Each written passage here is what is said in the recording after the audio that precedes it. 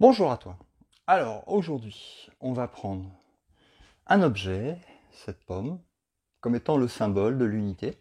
Ok. Donc on a une unité, voilà, c'est un, il n'y a rien d'autre. Et c'est notre réalité immortelle. L'unité. Jusqu'au jour où il y a une idée qui arrive, c'est l'idée de la séparation symbolisée par ce couteau. L'idée que il y a autre chose que l'unité parfaite et entière. Donc du coup, on divise l'esprit en morceaux. Le résultat de cette idée de séparation est la multiplicité. Donc là, je m'arrête là, mais c'est une division infinie qui continue à se diviser. Mais quel que soit le nombre de divisions qui sont faites en l'esprit, c'est toujours un. C'est toujours une pomme et il n'y a rien d'autre. Il n'y a rien d'autre que l'esprit un. Sauf que, avec l'idée de séparation, aujourd'hui, on a ce qui semblerait être la multiplicité. Donc, qu'importe le nombre de divisions et de subdivisions, et malgré le fait que si vous croyez être identifié en fait à ce morceau précisément,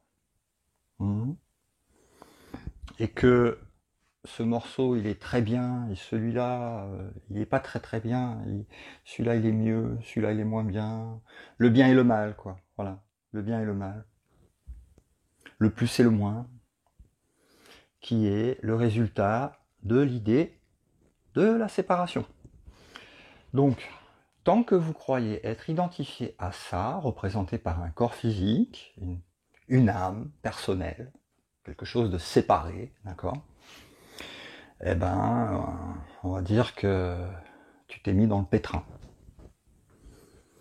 Tu t'es mis dans le pétrin de l'illusion de la séparation et tu en expérimentes les effets de ta croyance, puisque tu crois être un corps sur Terre. Donc voilà, c'est ce qu'on a tous fait, tous entre guillemets, puisque ce tous n'existe pas, vous l'aurez compris maintenant. Il n'y a que l'unité et non pas un regroupement de séparation pouvant créer l'unité. Ça, c'est un rêve de séparation. L'unité, elle est totale, complète, parfaite, éternelle, de toute éternité. Et la pomme n'a jamais été séparée. C'était l'illusion. Ce qui est un ne change jamais.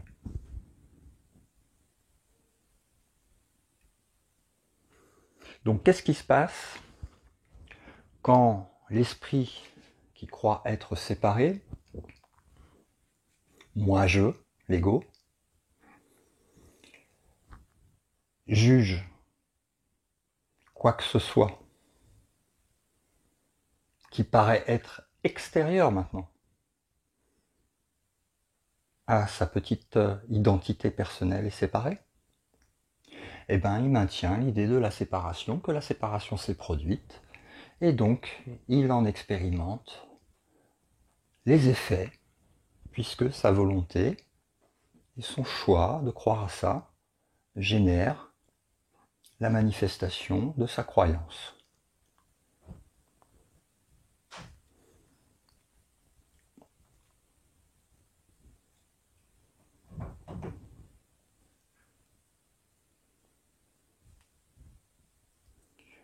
Mais dès qu'il reprend conscience de son propre esprit divisé, que ce qu'il perçoit est le résultat de sa croyance en l'idée de la séparation, et que cette séparation est illusoire et qu'elle n'a jamais eu lieu, et que le monde des effets provoqués par l'illusion de cette séparation est irréel, on l'appelle Maya, un rêve, la matrice, l'univers, la projection holographique, peu importe, eh bien, il y a une étincelle dans l'esprit qui s'allume, qui se déploie, qui a gardé la mémoire de son unicité totale en sa création par le Créateur lui-même, un, entier, inébranlable, inchangeable, inaltérable, hors espace-temps, le pur esprit, et non pas la projection d'un corps qui est le résultat de l'illusion, de l'idée de la séparation. Voilà. Il suffit de réapprendre ce qu'est l'unité, et que cette unité n'a jamais changé, et que ce que vous percevez dans le monde de l'illusion de la séparation n'est pas vrai, n'est pas réel. Rien de ce que vous percevez par vos sens physiques, qui, les sens du corps sont eux-mêmes issus de l'idée de séparation, c'est la projection d'un corps séparé, rien ne peut vous parler de la vérité. C'est tout distordu, c'est que des mensonges, et ce n'est pas vrai. C'est ce qu'on appelle la projection de l'illusion de la séparation du système de pensée de l'ego. Mais la vérité est toujours la même. Et c'est toujours l'unité parfaite, qui n'est pas de ce monde, mais qui est aussi en ce monde.